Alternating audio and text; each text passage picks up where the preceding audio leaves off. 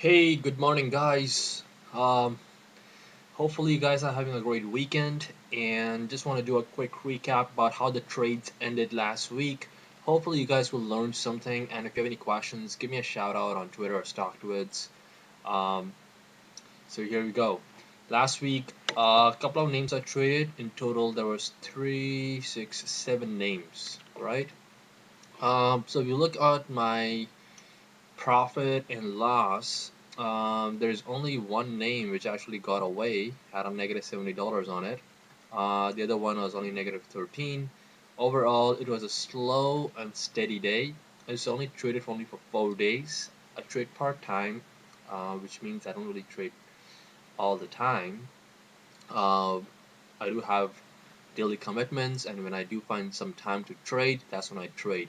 I have my selected scan parameters, which I take a look at, and based on those parameters, if I see a good start to trade, I will trade it.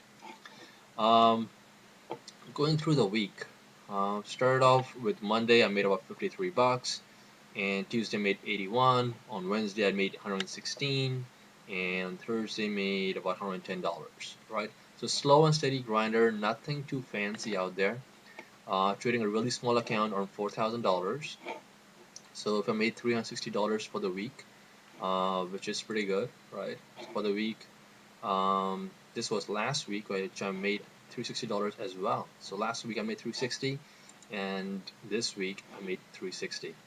So I'll quickly recap what I've done for the week, so you guys have a better understanding of what kind of trades I was looking at and how would I trade it. Um, okay, let's take a look. So here's a good thing about my trading, right? I can take a look at the names that I traded, and without even looking at the buy, without even looking at the buy point itself, I can tell you exactly what what trades I would have done. So I'll just trade a few strategies, right? So first name you look at is ETRM. ETRM is one of the momentum names, which actually was getting traded last week. So let me just throw it up on here on 5 minute chart. Um, okay.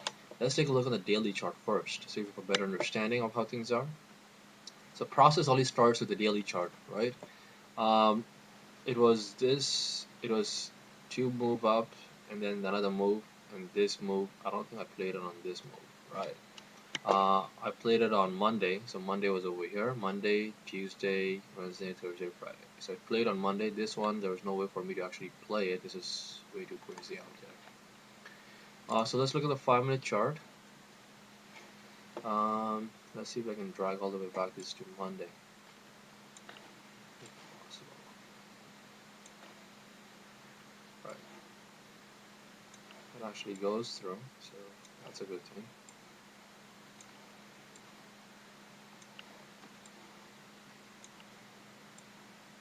So this was the day when I traded it on Monday, on January the 9th. After the first move, there's a sideways consolidation. I entered somewhere around this level, 1520, and I actually took quick profits. The reason being is it was a third green candle going into the breakout. Now, if I held it a bit, this actually went all the way to $19, right? So, miss out on all the gains over here. Now, let's see, 1683, sold 1703.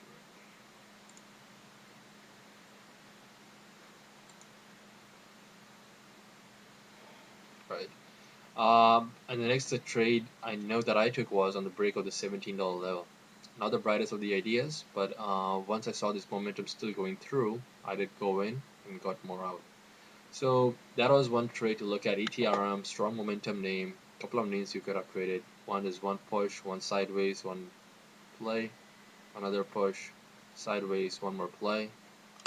Uh, I remember I did try to trade this as well to see if this can actually break out in the afternoon, which didn't really happen because it actually got flushed down. Um, so those are the couple of trades I did on ETRM. Let's look at GPN. GPN.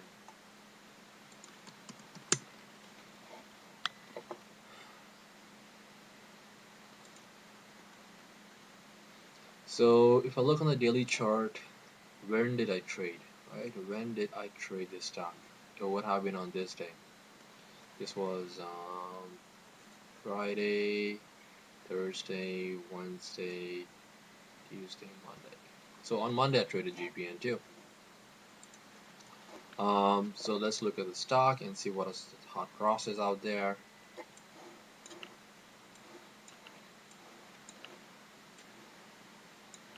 So one good thing about Finviz is you can actually go back and look at the charts. I mean, it doesn't show you in one screen, but this is how much that I need, right?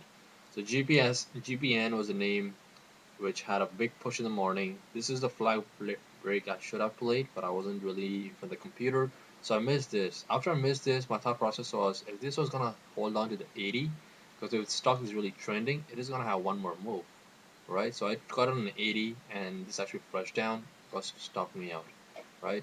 So you'll see me getting in around 80.41, sold at 80. So trying to hold at 80 didn't really work. Got it out. Next trade I traded was Miles.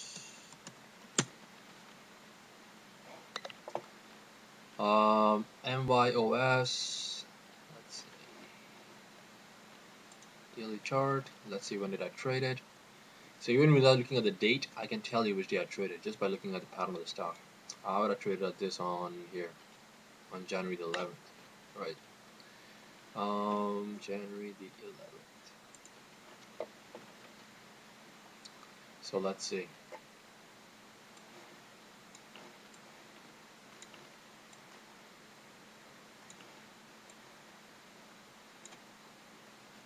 Okay. So this was the day when I was trading. So this is the first break which happened, and I didn't really get in over here. This was the best entry to get in. I actually got in somewhere over here around 320 something, and then because I saw this move was pretty steep, I actually took quick profits, right? So that's why when you see N miles 321, 333, right? So you always have to put an impression on the stock that you traded. So when you look back, you know exactly what you traded. So when the next trade happens in the future, you know how to manage it, right? Kind of picture memory. So because I've traded for so long, I actually know what kind of trades I would have personally traded it. I keep my trade pretty simple. Don't make things too complicated. The next one is SEMO SRPT. SEMO daily chart.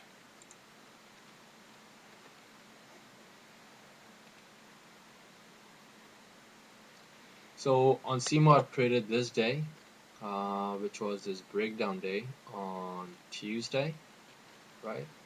This should have been a better trade, but let me just quickly review about what happened over here.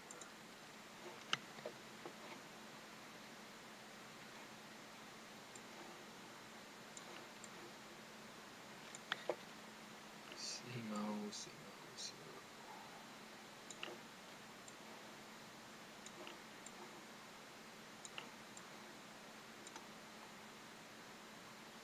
Okay, so this was the day when I traded it. So SEMO went from 44 bucks to 41 bucks, and then it came back, right? I wasn't trading in the morning, or I could have played this one, but I did see this come back. Now, these are all misprints. I'm not sure if these are all misprints because this wasn't really there. So when this stock came back, right, my thought process was if this stock is gonna hold under this 4260 level, it might have a flush. One mistake I did again was I entered it pretty fast. I thought, that, you know what, let me go and get in before it starts flushing, so I'm actually gonna get some bigger profits. But as traders, we have the real capital, and then we have the mental capital. This stock sat around for a while, all right, which kind of made me frustrated in life. Um, so by the time the stock actually did a move like this and then came back, um, it had a move over here, came back, and that's where I stopped myself out. This actually rolled over to 4150, right? So getting your entries is really key, especially when you're day trading or for any trading whatsoever. So entry is kind of key, right? You might have the right direction, but if you hold it if you are have the position for too long, you might get frustrated in life, right? So that's one of the keys. So that was SEMA for you over there.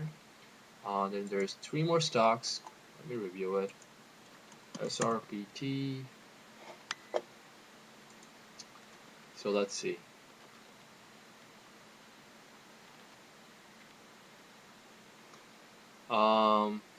Is it SRPT?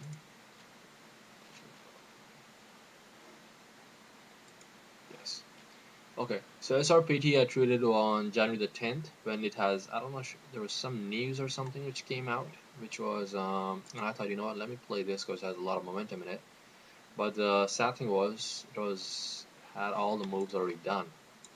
Let me show what I'm talking about.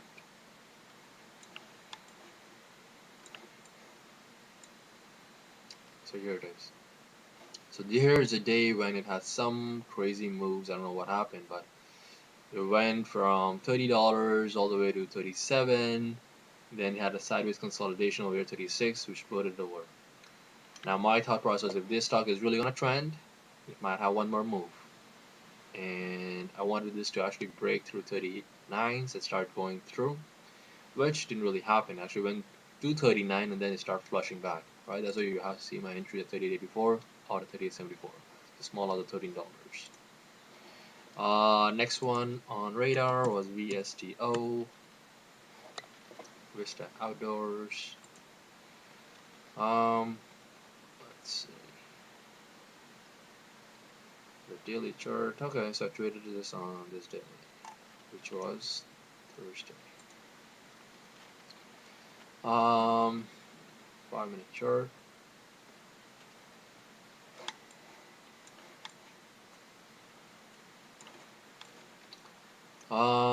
So VSTO, strong move on the downside, flag break, one flag break.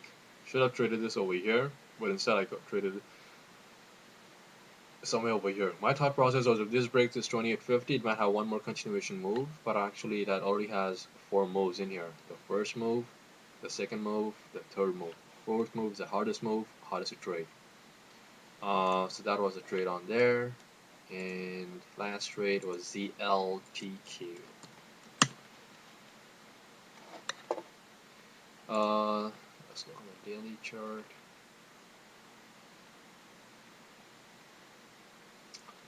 So this was the day I traded the ZLTQ, January the 10th. ZLTQ.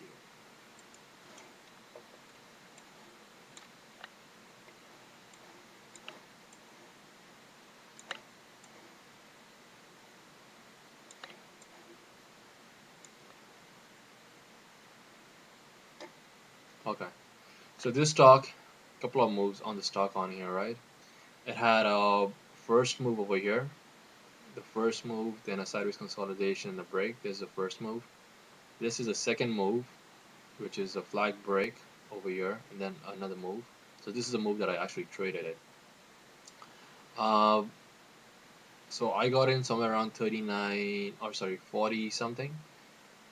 This wick is actually not a real wick. I'm not sure why this is, but I entered the stock and then it had a quick flush and actually took out all my profits. Like this is the fourth candle breaking down. Chances are it might actually flush come back, which actually did. So it actually I took the trade, right? 39 got in at 40.10 short, came up to an 82 on 300 shares. So there was another move in here, right? There was the first move, the second move, this is the third move, right?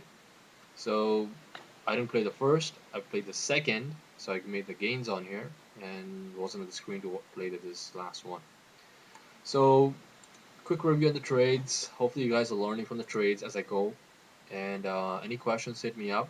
Like the video, keeps me motivated to see you guys actually learning. So subscribe to the video and like the video. Any questions, hit me up. Adios.